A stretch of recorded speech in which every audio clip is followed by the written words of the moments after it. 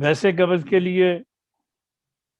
کئی لوگ رات کو دودھ پیتے ہیں شہد ملا کر دودھ کو گرم کر کے، وہ بھی قبض کے لیے اچھا ہوتا ہے۔ مقصد ہے کہ آپ کی جو انتڑیاں ہیں ان کو نرم ہونا چاہیے، تو وہ اگر نرم ہوں گی تو آپ کا نظام ہاضمہ اگر ٹھیک ہوگا تو آپ کو قبض نہیں ہوتی، کیونکہ جو چیز ہضم ہوگی اس نے پھر آؤٹ گوئنگ ہونی ہے اس کی،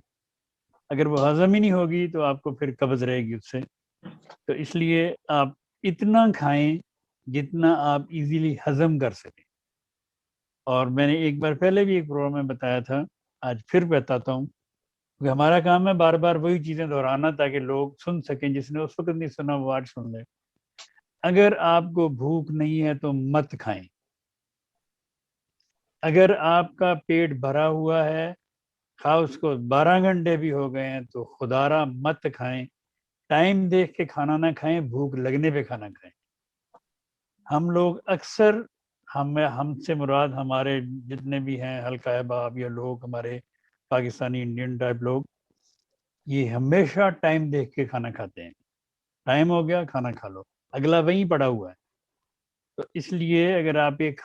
ٹائم کا کھانا سکپ بھی کر جائیں تو وہ آپ کی صحت کے لیے اچھا ہے، آپ کے جسم کے لیے اچھا ہے،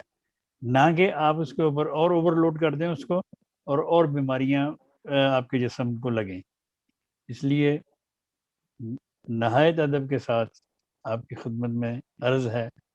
کہ اگر آپ کو بھوک نہ لگے تو مت کھانا کھائیں، اتنا کھانا کھائیں جتنا ایزیلی آپ کو ہضم ہو جائے اور اگلے ٹائم پہ آپ کو بھوک لگے،